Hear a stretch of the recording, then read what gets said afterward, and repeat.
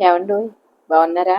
మన YouTube friends and family members అందరూ చాలా చాలా బాగుండాలని మనస్ఫూర్తిగా కోరుకుంటూ, ఈరోజు వీడియోలో మొన్నటి వీడియోలో రంగులు వేసుకున్నాం కదండి. అదండి ఎల్లో కలర్ వేసి వదిలేసాను కదా, ఆ చుక్కలు అయ్యి ఆరిపోయినాయి అనమాట.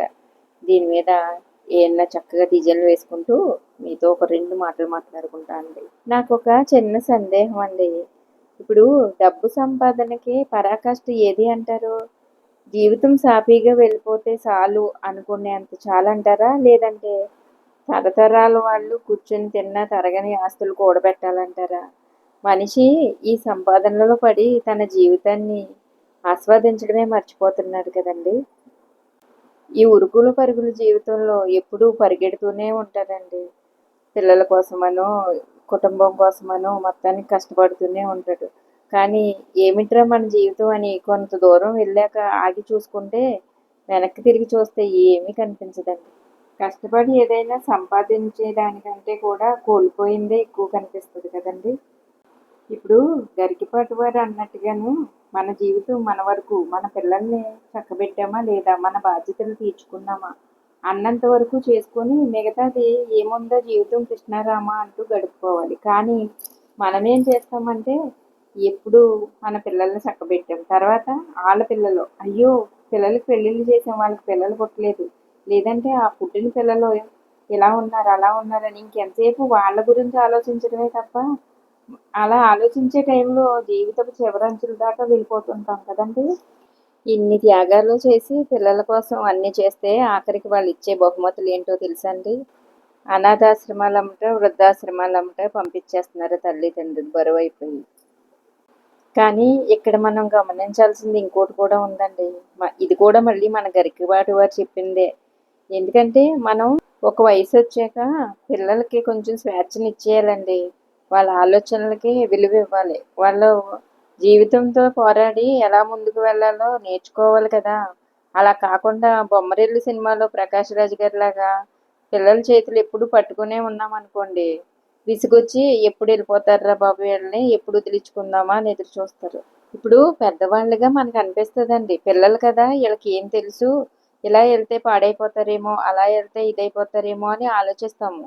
మన అనుభవాల్ని వాళ్ళకి నేర్పిస్తాము. కానీ వాళ్ళే ఏంటంటే మన అనుభవం వాళ్ళకి పనికిరాదండి. వాళ్ళు కూడా అనుభవించే తెలుసుకోవాలనుకుంటారండి బాబు. ఇప్పుడు నాకు అనిపించిన దాంట్లో మీకు చెప్పొచ్చేది ఏంటి అంటే అండి, కొద్దో గొప్ప సంపాదించుకున్నది బాధ్యతలు తీరిపోయాక ఎంతో కొంత పక్కన ఉంచుకున్నాం అనుకోండి, మన వృద్ధాప్యంలో పనికొస్తుందండి. మరి సపోజు ఎప్పుడైనా మన పిల్లలతో మనకి ఏదన్నా మాట పట్టింపులు వచ్చినాయి అనుకోండి, పక్కనెట్టుకున్నది ఏవో ఉపయోగపడుతుందండి. మరి అంతేనంటారా? ఏమోనండి, ఏదో చెప్దాం అనుకున్నాను ఏదో చెప్తున్నాను అలా అనిపిస్తుందండి. మరి ఇప్పుడు మనుషులు మంచిగానే ఉన్నా కూడానండి కొన్ని పరిస్థితులు ఉంటాయండి, అవి మాత్రం చాలా చెడ్డవండి బాబు. ఒక్కొక్కసారి పరిస్థితుల వల్లే మనుషులు మారిపోతూ ఉంటారండి. మనిషి జీవితానికి డబ్బు అవసరమేనండి, కానీ అంతకంటే కూడా కుటుంబ విలువలు చాలా ముఖ్యమండి. డబ్బు ఉండొచ్చు పోవచ్చు, అంటే డబ్బు అవసరమే కాదని అన్ను, కానీ డబ్బు కన్నా కూడా బంధాలకి విలువ ఇవ్వాలని నా అభిప్రాయం అండి. మీరేమంటారండి? అంతే కదా. ఒకవేళ మీకు ఏమన్నా అనిపిస్తే మాత్రం తప్పకుండా కామెంట్ రూపంలో తెలియజేయండి. ఈ గంగక్క నీకు ఈ పిచ్చి చెక్కలు గిక్కలు ఎక్కడ దొరికినాయి, వాటికి ఏంటి అనుకుంటున్నారా? ఏంటో అండి, నాకు ఉపయోగపడుతుంది అని ఏది అనిపించినా సరే దాన్ని బాగు చేసుకొని అవసరానికి ఉపయోగించుకుంటాను అనమాట. ఈ చెక్క ముక్కలు ఉన్నాయి కదండి, అవి ఊరికే మా గోడ పక్కన దొరికాయండి మనం బాగు చేసేటప్పుడు. సర్లే దీనికి రొంగేసి ఒకలాగా ఉపయోగిద్దామని మైండ్లో ఒక ఆలోచన వచ్చిందండి. రావడమే తడవుగా తెచ్చి కడిగేసి ఎల్లో కలర్ ఉంటే పూసేసి వదిలేసానండి. ఈ రోజేమో దాని మీద డిజైన్లు వేసాను అనమాట. ఇప్పుడు ఈ చిన్న చిన్న రోలు రోకళ్ళు ఉన్నాయి కదా, లాస్ట్ టైం ఒకసారి 2 సెట్లకి రంగులు వేసాను కదా, చెప్పాను కదా మా పెద్ద అమ్మాయి కోటి నాకోటి అని. మరి మా చిన్న అమ్మాయి కూడా అడిగిందండి అన్నాను కదా. మొన్న మా చిన్న బుడ్డదానికి తల తీయించడానికి చిన్న తిరుపతి వెళ్ళామండి. అక్కడ కొనుక్కొచ్చాను అనమాట.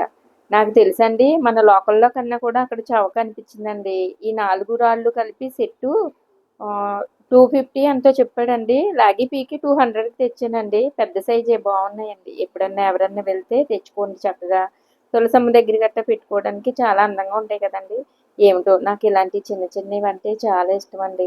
నా ఆనందం అంతా ఇలాంటి వాటిల్లోనే ఎత్తుక్కుంటూ ఉంటాను అనమాట. కానీ ఇంట్లో చిన్న చిన్న బొడ్డోళ్ళు ఉన్నప్పుడు ఇలాంటివన్నీ చాలా జాగ్రత్తగా ఉంచుకోవాలండి. మా తులసమ్మ దగ్గర పెట్టిన సెట్లో తిరగలు ఉంది కదండి, అది మా చిన్న పాప వాళ్ళ బొడ్డుది ఉంది కదా, మా లక్కీ పాప అది ఎరగొట్టేసిందండి. 4 ఆటల్లో ఒకటి పోయిందనుకో, దాన్ని మళ్ళీ తెచ్చుకోవడం విడిగా ఎవరో 4 కొనుక్కోలేం అన్నట్టు ఉంటదనమాట. సరే ఇవన్నీ ఎక్కడ సెట్ చేస్తానో మీకు చూపిస్తారండి. ఈ చెక్క ముక్కలు అట్టుకెళ్ళి మా దేవుడి గూట్లోనూ చిన్న చిన్న విగ్రహాలు ఉన్నాయండి, వాళ్ళకి సింహాసనం కింద పెట్టానన్నమాట. అడిగిని కాళ్ళు కింద ఏర్పాటు చేద్దాం అనుకున్నాను కానీ అవన్నీ మన దగ్గర ఏమి లేవండి. అందుకని అడిగిని చిన్న చిన్న రాళ్ళు సపోర్ట్ కింద పెట్టి దాని మీద పెట్టానండి. బాగుంది కదా ఐడియా. ఒక్కో చెక్కకి ఇలాగా చుక్కలు పెట్టానండి, బాగుంటది కదా అని. నాకు ఎందుకో మరీ అలికేసినట్టు అనిపించిందని మిగతా 2 చెక్కలకి పెట్టలేదు. కానీ ఇప్పుడు చూస్తే మాత్రం చుక్కలు పెట్టిందే అందంగా అనిపించిందండి. తర్వాత వీటికి కూడా పెట్టేస్తానండి. చూడండి చక్కగా మా ఇంట్లో ఉన్న చిన్ని చిన్ని దేవుడి విగ్రహాలన్నీ ఇక్కడ పెట్టి మన గార్డెన్లో పూసిన పువ్వులన్నీ అలంకరించానండి మా శివయ్యకి. బాగున్నదా? మీకేమనిపించిందండి? ఇలా ఉంటాయండి గంగక్క పిచ్చి పిచ్చి పనులన్నీ. అంటే ఎవరి పిచ్చి వాళ్ళకి ఆనందం అంటారు కదా, అలాగా ఇలాంటివన్నీ నాకు పిచ్చో ఇష్టమో ఏదోటండి, టైం పాస్ అనుకుంటారు. అలా ఏదోటి చేసుకుంటూ ఉంటానండి. అప్పుడప్పుడు ఏదోటి మీతో వాగుతూ ఉంటాను. మనసులో ఏం పెట్టుకోకండి. ఒకవేళ మంచి అనిపిస్తే మాత్రం ఒక కామెంట్ పెట్టండి. నచ్చితే మాత్రం లైక్ ఇవ్వండి. అలాగే కొత్త వాళ్ళు ఎవరన్నా అయితే నచ్చితే సబ్స్క్రైబ్ చేసుకోండి అబ్బా ఛానల్.